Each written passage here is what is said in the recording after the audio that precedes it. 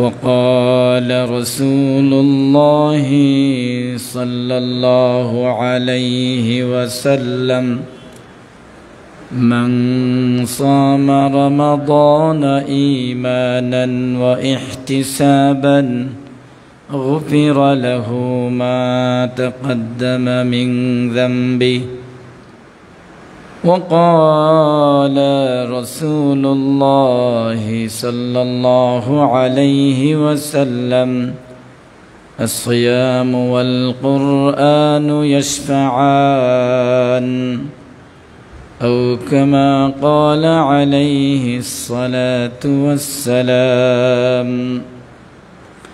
اللهم صل على محمد وعلى آل محمد كما صليت على إبراهيم وعلى آل إبراهيم إنك حميد مجيد اللهم بارك على محمد وعلى آل محمد كما باركت على إبراهيم وعلى آل إبراهيم إنك حميد مجيد بلغ العلا بكماله كشف الدجى بجماله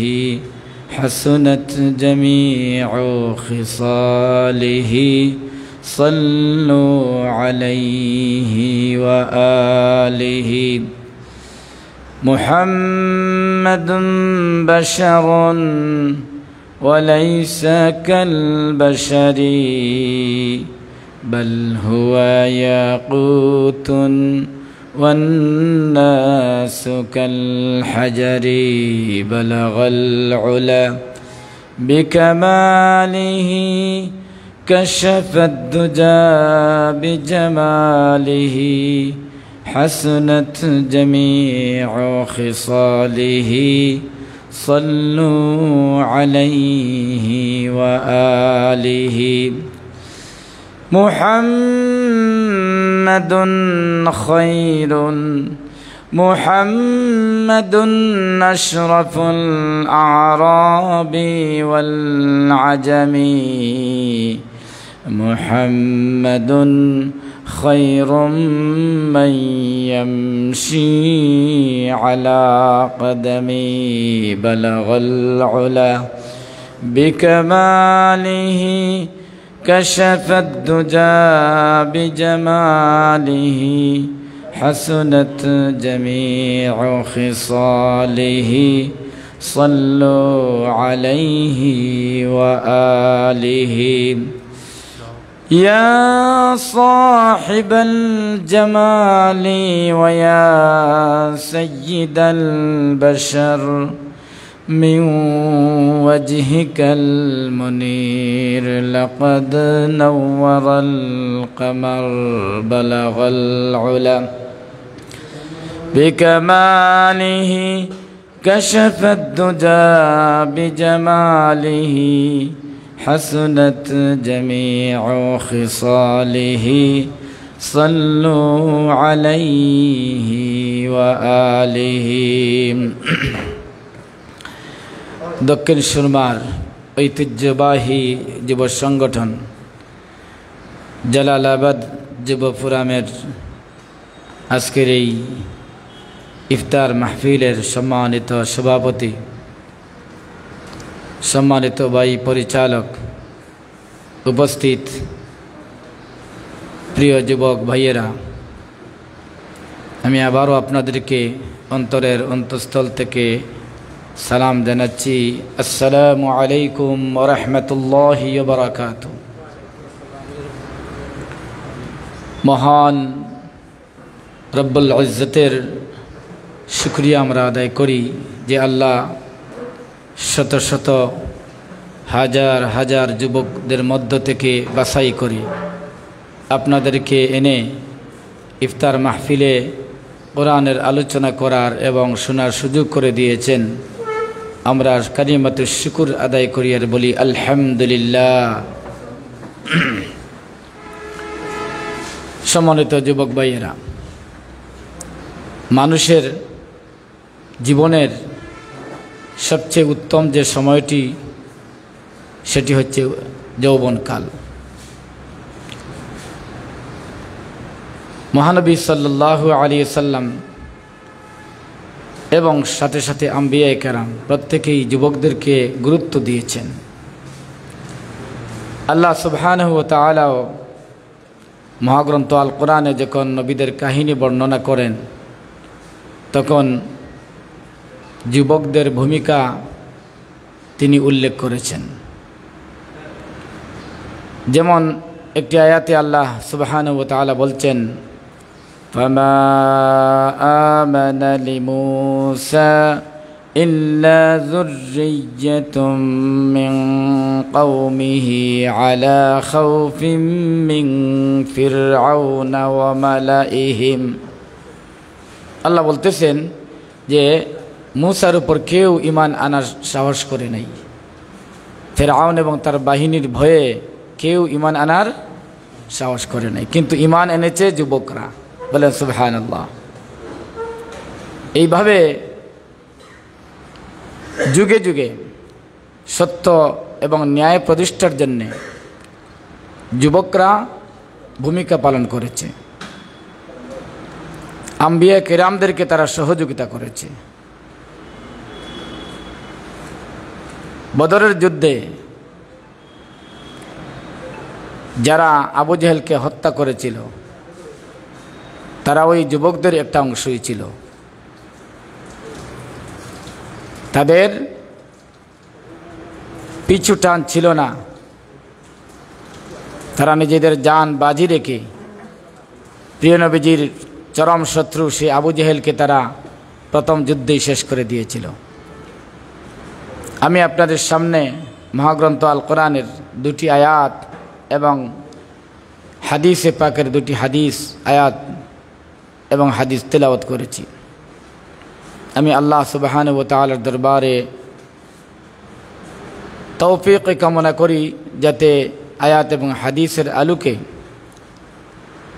আমি আপনাদের সামনে রমজান এবং কোরআনের গুরুত্বগুলো তুলে ধরতে পারি। ওমা তৌফিকি ইল্লা বিল্লাহ আলাইহি তাওয়াক্কালতু ওয়া ইলাইহি উনীব। রব্বি ইশরাহ লি সাদরি ওয়া ইয়াসসির লি আমরি ওয়াহলুল উকদাতাম মিন লিসানি ইয়াফকাহু কওলি।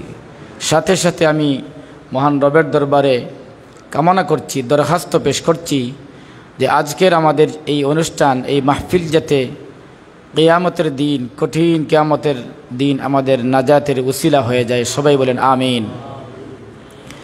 আমাদের প্রতিটা কাজই যদি কবুল না হয়, ইবাদত যদি কবুল না হয়, তো সব বৃথা, সব কষ্টটাই শেষ। আর কবুল যদি হয়ে যায়, যত ছোটই হোক, এটাই কিন্তু আমাদের মুক্তির কারণ হয়ে দাঁড়াবে। আল্লাহ সুবহানাহু ওয়া তাআলা বলছেন, শাহরু রমাদানাল্লাযী উনজিলা ফীহিল কুরআন। রমজানের মাসকে তিনি পরিচয় করে দিচ্ছেন যে এই মাসে কোরআন নাযিল হয়েছে। আল্লাযী উনজিলা ফীহিল কুরআন। কোরআনের গুরুত্ব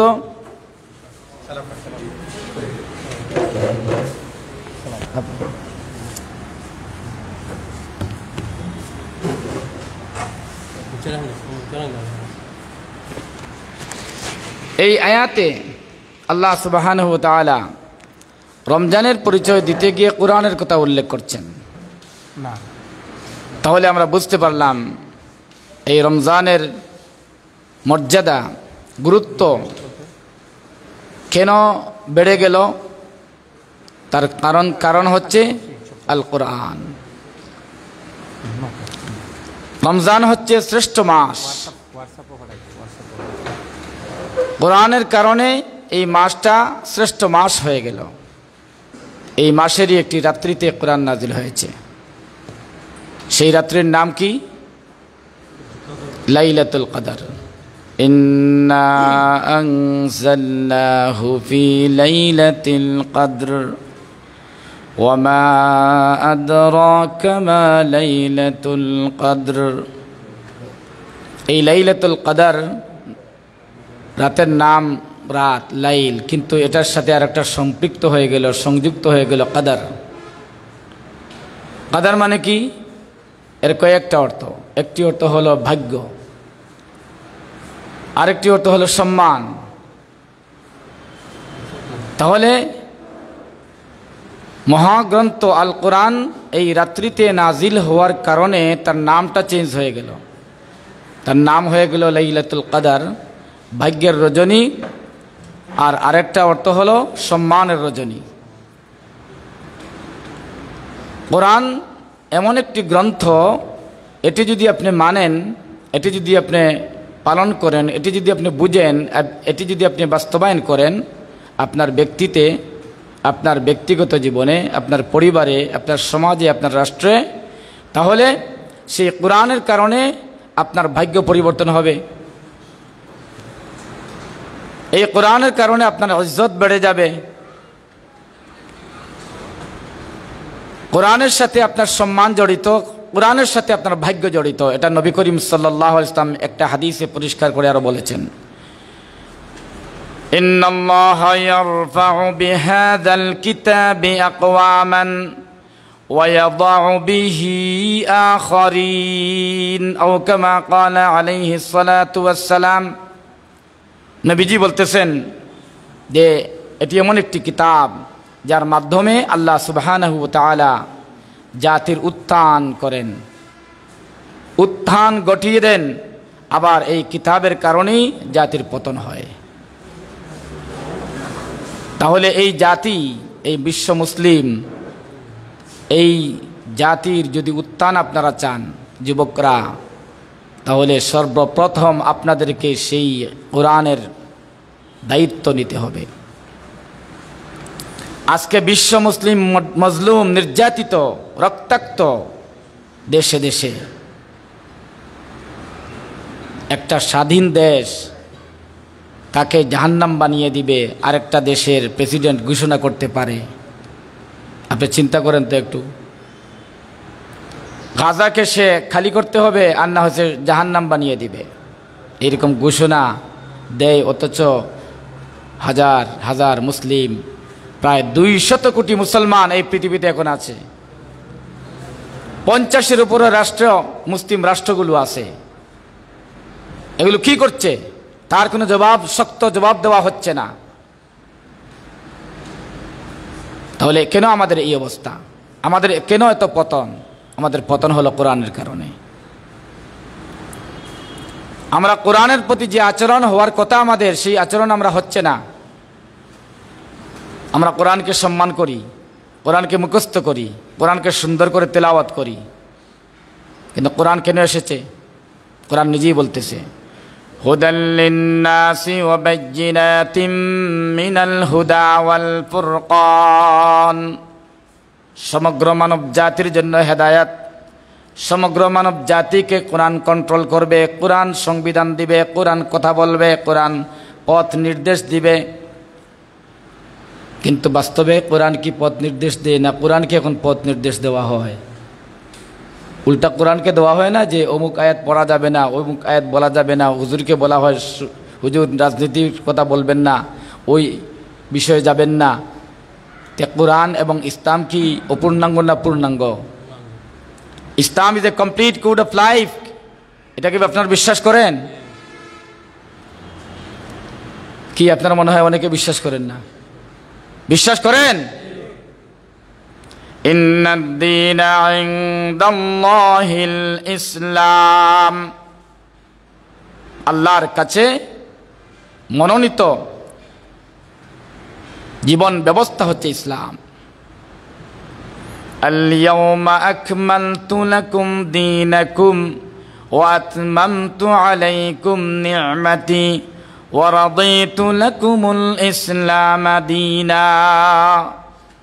আল্লাহ নিজেই বলেছেন, আমি কোরআনকে, আমি দ্বীনকে পরিপূর্ণ করে দিয়েছি। কোরআনের প্রত্যেকটা বিধিবিধান মুসলিমের জন্য মানা ফরজ, এবং কোরআনের বাস্তব জীবন হচ্ছে মহান মুহাম্মদ সাল্লাল্লাহু আলাইহি ওয়াসাল্লামের জীবনী। খুলুকুহু আল কোরআন। মুহাম্মদ সাল্লাল্লাহু আলাইহি ইসলামকে যদি আপনি মানেন, তার জীবনের প্রতিটা বিষয় যদি আপনি মেনে নেন, তাহলে আপনি মুসলিম।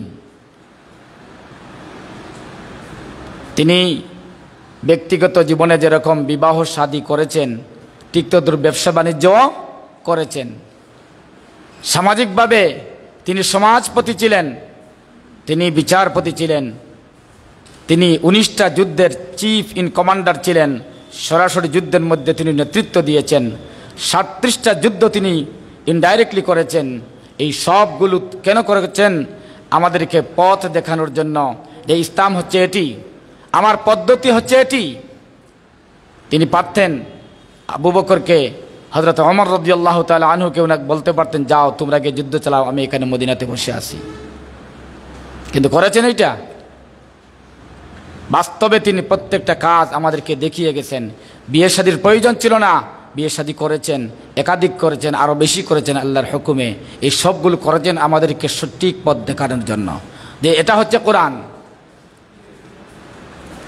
এখন আমরা এই বিষয়ে নাই, আমরা আছি যতটুকু পালন করলে শয়তান বেজার হয় না।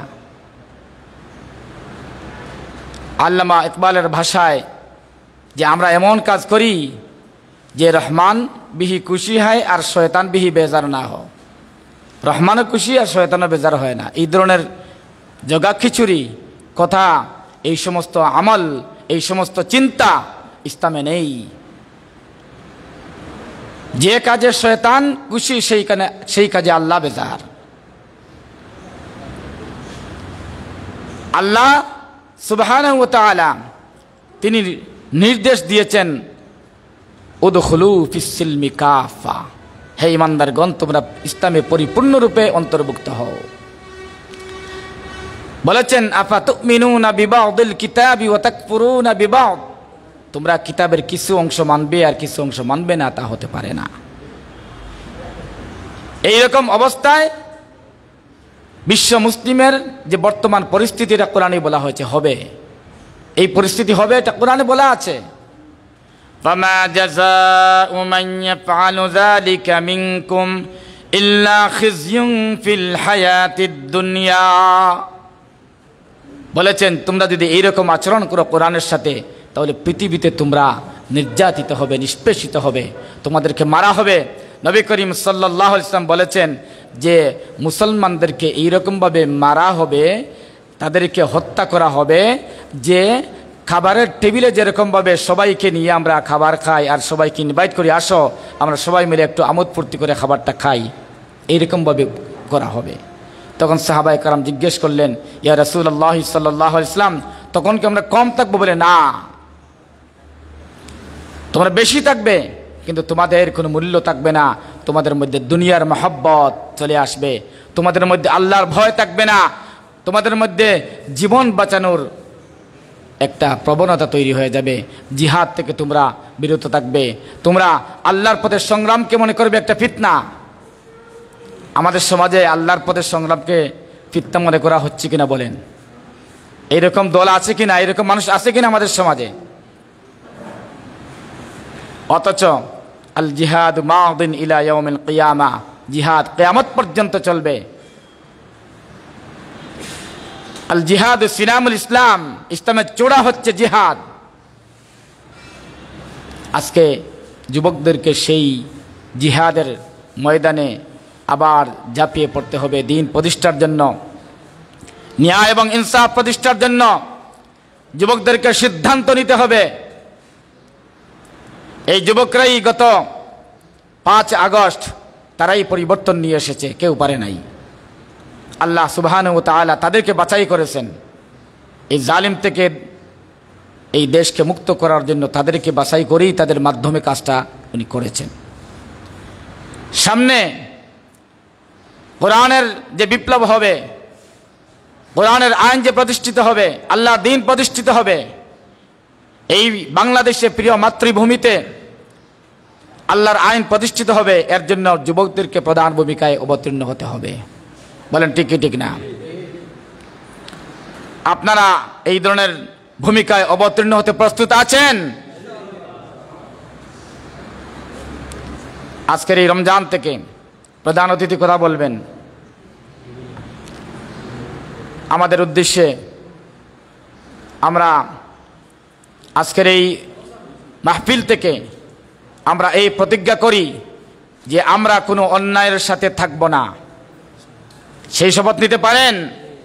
আমরা ব্যক্তিগতভাবে হোক, পারিবারিকভাবে হোক, সামাজিকভাবে হোক, রাষ্ট্রীয়ভাবে হোক, সর্বক্ষেত্রে নিজের মনের মধ্যে আপনি বদ্ধমূল করে নেন যে আমরা কখনো কোনো অন্যায়ের সাথে আমরা সম্পৃক্ত হব না, ইনশাআল্লাহ বলেন সবাই। এখন আপনি ব্যক্তি, আপনি যুবক, শক্তি আছে, আপনি যদি আপনার সেই সিনিয়রদের সাথে, বড়দের সাথে বেয়াদবি করেন তাহলে আপনার ঠিক হবে? এটা মাথায় রাখতে হবে। এখান থেকে আপনার শুরু জিহাদ, আপনার এখান থেকে আপনার জিহাদ শুরু। আপনি যদি মনে করেন শুধুমাত্র এই সমাজে গিয়ে জিহাদ করবেন, তা না, আপনার নিজ থেকে জিহাদ শুরু করতে হবে।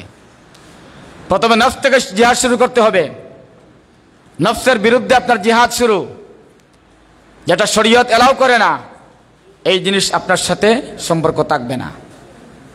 আমরা আবারও শপথ নিচ্ছি এই রমজানের পবিত্র মুহূর্তে, ইফতারের এই মুহূর্তে, কবলিয়াতের মুহূর্তে আমরা যুবক হিসেবে শপথ নিচ্ছি সমাজের, রাষ্ট্রের, পরিবারের কোনো ক্ষেত্রে কোনো অন্যায়ের সাথে আমাদের সম্পর্ক থাকবে না, বরং প্রতিটা ন্যায় কাজ, হক কাজ, কোরআন প্রতিষ্ঠার কাজ, দিন প্রতিষ্ঠার কাজে আমাদের সম্পর্ক থাকবে এবং সেখানে আমাদের অগ্রণী ভূমিকা থাকবে ইনশাআল্লাহ। সবাই বলেন ইনশাআল্লাহ। ওয়া আখিরু দাওয়ানা আনিল হামদুলিল্লাহি রাব্বিল আলামিন।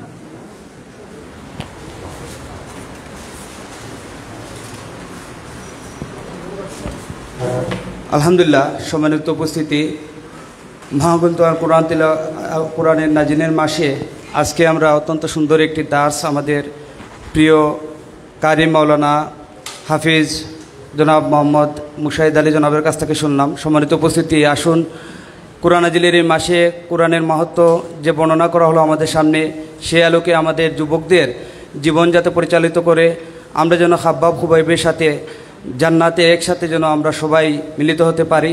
সম্মানিত উপস্থিতি, আমরা দেখতে পাচ্ছি আমাদের মধ্যে উপস্থিত হয়েছেন সিলেট মহানগরী যুবক সমাজের আইডল, সিলেটের মহানগর জালালাবাদ যুব ফোরাম সিলেট মহানগরের সম্মানিত সভাপতি জননেতা জনাব শাহজাহান আলী ভাই। সম্মানিত উপস্থিতি, এ পর্যায়ে আজকের এই জালালাবাদ যুব ফোরাম দক্ষিণ সুরমা শাখা কর্তৃক আয়োজিত আজকের এই ইফতার মাহফিল আলোচনা সভার প্রধান অতিথির বক্তব্য নিয়ে আসার জন্য অনুরোধ করছি সিলেটের যুব সমাজের আইডল, জালালাবাদ যুব ফোরাম সিলেট মহানগরীর সম্মানিত সভাপতি জনাব শাহজাহান আলী ভাই, জনাব মোহাম্মদ শাহজাহান আলী ভাই।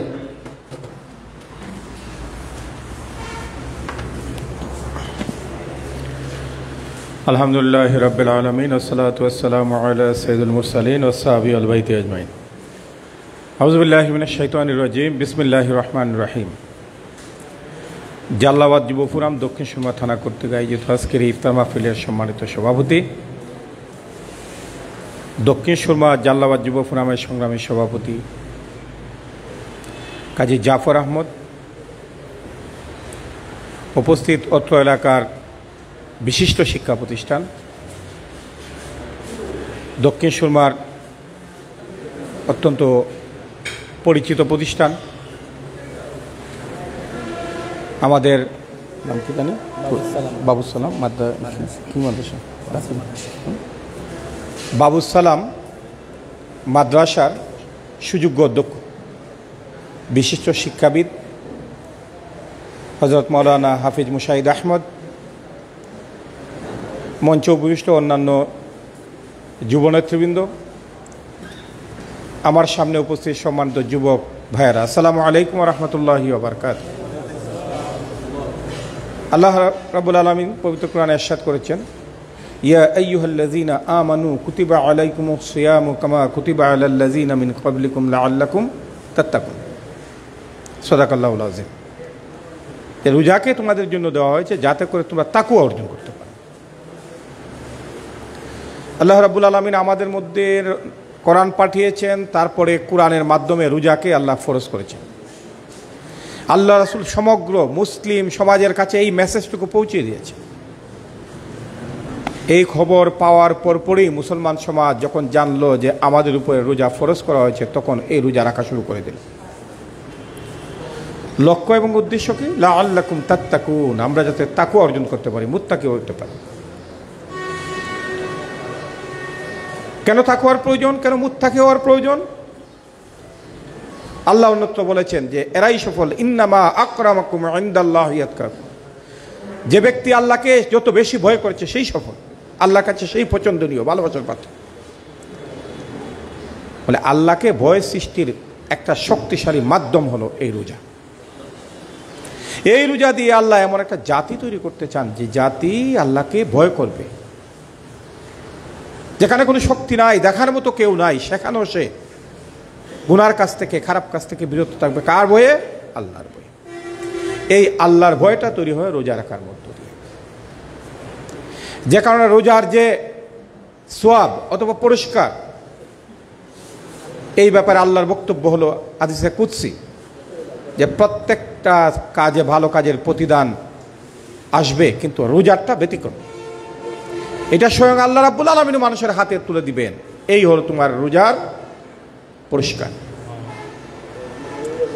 সুতরাং এই রোজা এত গুরুত্বপূর্ণ এবং তাৎপর্যপূর্ণ, এটার নজির আর কোনো ইবাদতের ক্ষেত্রে পাওয়া যায় না। এই রোজার কারণে রমজান মাসটাই পুরা গুরুত্বপূর্ণ। এই রোজার কারণে, এই রোজার মাসের মধ্যেই আল্লাহ শবে কদর দিয়েছেন। এই রোজার মাসেই কোরআন নাজিল হয়েছে। এই রোজার মধ্যেই অগণিত অসংখ্য জিহাদ সংগঠিত হয়েছে। এই রমজান মাসে আল্লাহ রাব্বুল আলামিন এই দিনকে প্রতিষ্ঠিত করেছেন। সুতরাং রমজান মাসটা কোরআনের পক্ষের মাস। রমজান মাসে কোরআন বোঝাটা আমাদের জন্য সহজ। আল্লাহ রাসূল 610 খ্রিস্টাব্দে তার উপরে প্রথম কোরআন নাজিল হয়। 623 খ্রিস্টাব্দে তিনি মদিনা নামক রাষ্ট্র গ্রহণ করেছেন। বিদায় হজের যখন তিনি ভাষণ দেন, তখন তার সামনে অসংখ্য অগণিত সাহাবীরা ছিলেন, লক্ষাধিক সাহাবী। কিন্তু এই লক্ষাধিক সাহাবীর কবর সৌদি আরবে পাওয়া যায় না। আল্লাহ রাসূলের রেখে যাওয়া যে দায়িত্ব এবং কর্তব্য, কোরআনের বাণী প্রত্যেকটা মানুষের কর্ণকহরে পৌঁছে দেওয়া, সেই দায়িত্ব গ্রহণ করে এই সমস্ত সাহাবী বিশ্বের বিভিন্ন দিকে ছড়িয়ে ছিটিয়ে পড়েছিলেন। উদ্দেশ্য এবং লক্ষ্য একটাই, কোরআনের অমীয় বাণী মানুষের কর্ণকহরে পৌঁছে দেওয়া। আমরা মুসলমান তাদের উত্তরসূরি। আজকে এই দক্ষিণ সুরমার মুসলমানদেরকে যদি আমরা জিজ্ঞেস করি, আল্লাহ রাসূল, তার সাহাবী, তাবেঈন, শাহজালাল ইয়ামানী, নাসিরউদ্দিন সিপাহসালার প্রত্যেকজন তাকওয়াবান মুত্তাকিকে ব্যক্তিকে দেখেছি তাদের জীবনের মিশন এবং ভিশন হিসাবে কোরআন প্রচারকে ওনারা গ্রহণ করেছেন। ও দক্ষিণ সুরমার মুসলমান, আপনারা কে কোরআনকে প্রচার করার জন্য আপনার জীবনের মিশন এবং ভিশন হিসাবে গ্রহণ করেছেন? উত্তর খুব একটা আসবে না প্রিয় ভাইয়েরা। পৃথিবীতে আমরা আসি নাই ধন সম্পদ উপার্জনের জন্য, আর বাড়ি গাড়ি তৈরি করার জন্য, আর ভোগ বিলাসের জন্য পৃথিবীতে আসি নাই। আল্লাহ আমাদেরকে বলেছেন, আল্লাযী খালাকাল মাউতা ওয়াল হায়াতা লিয়াবলুয়াকুম আইয়ুকুম আহসানু আমালা। কে কি পরিমাণ ভালো কাজ করে এটা দেখার জন্য আল্লাহ পৃথিবীতে মানুষদেরকে পাঠিয়েছেন, হায়াত দিয়েছেন, মৃত্যু দিয়েছেন। এর মূল লক্ষ্য, উদ্দেশ্য ভালো কাজ করা। আর কোরআন নিয়ে ভালো কাজ করার বিকল্প আর কিছু নাই। সুতরাং কোরআনকে বুকে ধারণ করে, যারা কোরআনকে বুকে ধারণ করতে পারবে তাদের পক্ষে ভালো কাজ করা সম্ভব। আর যারা কোরআনকে বুকে ধারণ করতে পারবে না, তারা ভালো কাজ করতে পারবে না, এটা সম্ভব। আজকে জালালাবাদ যুবপুরাম দক্ষিণ সুরমায় মানুষের প্রয়োজনে ভালো কাজ করে থাকে, সেই সাথে কোরআনকে বুকে ধারণ করে। আমাদের ঐতিহ্য, আমাদের হৃদয়ের টান অবস্থান হলো এই কোরআন। এই কোরআনকে ধারণ করেই জালালাবাদ যুবপুরাম এই দক্ষিণ সুরমায় কাজ করে। কি কি কাজ করে? বিগত দিনে জালালাবাদ যুবপুরাম অকাতরে রক্তের প্রয়োজন হলে রক্তের ব্যবস্থা করে, খতনার প্রয়োজন হলে খতনার ব্যবস্থা করে, অসুস্থ রোগীকে যে কোন ধরনের ট্রিটমেন্ট দেওয়ার ক্ষেত্রে সহযোগিতা করে, অনাহারী মানুষকে আহার দেওয়ার চেষ্টা করে। এটা মানুষের দায়িত্ব এবং কর্তব্যের মধ্যে পড়ে। সুতরাং আজকে জালালাবাদ যুবপুরামের যে সমস্ত যুবকরা এখানে এসেছেন, তাদের প্রতি আমার একটা ইনফরমেশন, আপনারা জানেন কিনা, পৃথিবীর মধ্যে একমাত্র বাংলাদেশ যে দেশের 39.5% হলো যুবক। এই পরিমাণ যুবশক্তি বিশ্বের আর কোনো দেশের মধ্যে নাই। প্রায় 8 কোটি যুবক শক্তি আমাদের হাতে আছে, আলহামদুলিল্লাহ। এদেরকে যদি চরিত্র গঠনের মধ্য দিয়ে সমাজ বিনির্মাণে আমরা কাজে লাগাতে পারি, আগামী 10 বছরের মধ্যে বাংলাদেশ পৃথিবীর উন্নয়নের রোল মডেল হবে ইনশাআল্লাহ। যদি তাদের চরিত্র না থাকে তাহলে একটা খারাপের পরিণতির দুর্দশারও রোল মডেল হয়ে যাবে। যে মানুষের চরিত্র নাই সে সমাজের সম্পদ নয়। সমাজের মধ্যে যে ছেলেটা কোনো কারণে অ্যাডিক্টেড হয়ে যায় সে পরিবারের জন্য বিপদ, সে সমাজের জন্য বিপদ, রাষ্ট্রের জন্য বিপদ। সুতরাং যুব সমাজের চরিত্র গঠনের জন্য কোরআনের প্রয়োজন। আর এই যুব সমাজের চরিত্র গঠনের জন্য কোরআনের মধ্য দিয়ে যে আন্দোলন চলছে, এই জাল্লাবাদ যুব ফোরাম দক্ষিণ সুরমা নিরন্তরভাবে কাজ করে যাচ্ছে। আজকে যারা এসেছেন তাদের প্রতি আমাদের অনুরোধ, জাল্লাবাদ যুব ফোরামের সাথে ঐক্যবদ্ধভাবে আপনারা সম্পৃক্ত হবেন। প্রত্যেকটা ভালো কাজে নিজেদেরকে আপনারা বিলিয়ে দিবেন, নিজের চরিত্র গঠন করবেন। এই চরিত্র দিয়ে আরেকজনকে আপনি আবিষ্ট করবেন, আপনি প্রভাবিত করবেন, ইনফ্লুয়েন্স করবেন।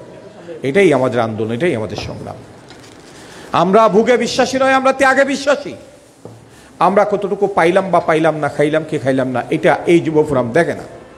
স্যাক্রিফাইসের মধ্যে একটা সমাজ বিনির্মাণ করার জন্য আমাদের এই আন্দোলন। আমি এখানে আগত প্রত্যেকটা যুবককে আমি জিজ্ঞেস করতে চাই, জালালাবাদ যুব ফোরামের সাথে একাত্মতা ঘোষণা করে সমাজ বিনির্মাণের যে আন্দোলন, এই আন্দোলনে কি আপনারা সর্বাত্মক সহযোগিতা করতে রাজি আছেন? কারা কারা রাজি আছেন হাত তুলেন দেখি। আলহামদুলিল্লাহ। আসুন সম্মানিত ভাইয়েরা, সমাজ পরিবর্তনের আন্দোলনে ঐক্যবদ্ধভাবে সংগ্রাম করার মধ্য দিয়ে আমরা দুঃখী দুর্দশাগ্রস্ত সমাজের পাশে দাঁড়াই। আমরা আমাদের এই চরিত্রকে কোরআনের আলোকে গড়ে তুলি এবং সমাজকেও আমরা কোরআনের রঙে রাঙ্গাই। আপনাদের প্রতি সেই প্রত্যাশা ব্যক্ত করে এবং এইখানে জাল্লাবাদ যুব ফোরাম দক্ষিণ সুরমার আহ্বানে যে এখানে সম্পৃক্ত হয়েছেন ইফতার মাহফিলে, এর জন্য জাল্লাবাদ যুব ফোরাম সিলেট মহানগরের পক্ষ থেকে আপনাদেরকে ধন্যবাদ জানিয়ে, কৃতজ্ঞতা জানিয়ে আমি আমার কথা শেষ করছি। ওয়া তৌফিক ইল্লা বিল্লাহ। আসসালামু আলাইকুম ওয়া রাহমাতুল্লাহি ওয়া বারাকাতুহু। আলহামদুলিল্লাহ। সম্মানিত উপস্থিতি, আমরা এতক্ষণ তো আছে কোরআনে এবং মহাপ্রাণের কাছে বক্তব্য শুনছিলাম। আসুন ওনার বক্তব্যের আলোকে যাতে আমাদের চরিত্র এবং আদর্শকে সুন্দর করে সমাজে এবং ব্যক্তিগত যাতে আমরা কার্যকর করতে পারি, এরপর যে আমাদের উদ্দেশ্যে নিয়ে মোনাজাত করছেন আজকের অনুষ্ঠানের সম্মানিত বিশেষ অতিথি জনাব ওনার মুশাহিদ আহমদ ভাই।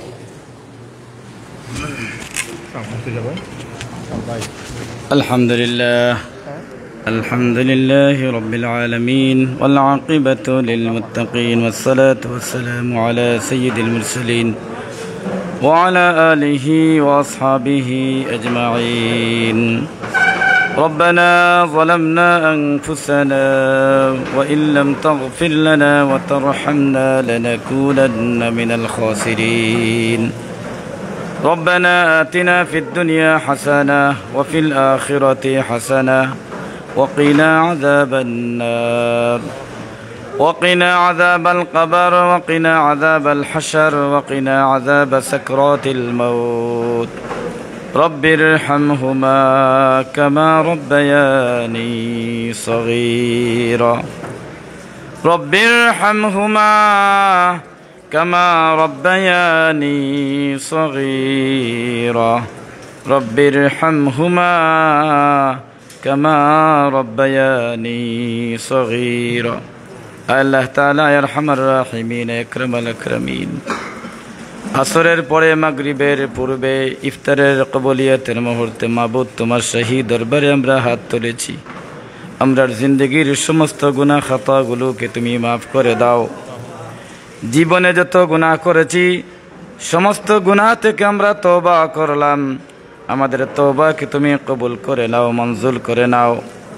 ইয়া আল্লাহ, আমাদের জীবনে যত নেক আমল আছে সমস্ত নেক আমলকে তুমি কবুল ফরমাও। আমাদের সিয়াম সাধনাকে তুমি কবুল ফরমাও।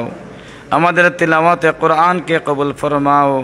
আমাদের ইফতার মাহফিলকে তুমি কবুল ফরমাও।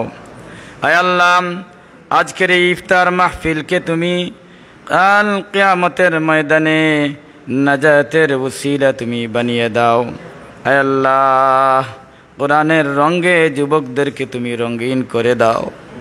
কোরআনের আলোয় যুবক ভাইদেরকে আমাদেরকে তুমি আলোকিত করে দাও। আল্লাহুম্মা নাওয়ির কুলুবানা বিল কুরআন ওয়া যায়্যিন আখলাকানা বিল কুরআন। আল্লাহ, তুমি কোরআনের সত্যিকার কর্মী তুমি আমাদেরকে বানিয়ে দাও। কোরআনের জন্য তুমি আমাদেরকে কবুল করে নাও আল্লাহ। এই এলাকার পরিবর্তন ঘটানোর জন্য যুবকদেরকে যেরকম চরিত্র গঠন করা দরকার সেই রকমভাবে চরিত্র গঠন করার তৌফিক আতা ফরমাও। কোরআনের আলোকে আমাদের যুবকদেরকে তুমি তৈরি করে দাও আল্লাহ। তোমার জমিনে তোমার কোরআনকে তুমি প্রতিষ্ঠিত করে দাও। আমরা যুবকরা প্রস্তুত আছি মাবুদ, যত রক্তের প্রয়োজন, জীবনের প্রয়োজন মাবুদ তুমি আমাদেরকে কবুল করে নিয়ে বাংলার জমিনে তোমার কোরআন প্রতিষ্ঠিত করে দাও আল্লাহ। যেরকমভাবে কাজ করলে তুমি খুশি হও, তুমি রাজি হও, সেই রকমভাবে আমাদেরকে কাজ করা তুমি তৌফিক আতা ফরমাও। সুবহানা রাব্বিকা রব্বিল ইজ্জাতি আম্মা ইয়াসিফুন ওয়া সালামুন আলাল মুরসালিন ওয়ালহামদুলিল্লাহি রাব্বিল আলামিন। آمين بحق لا إله إلا الله محمد رسول الله।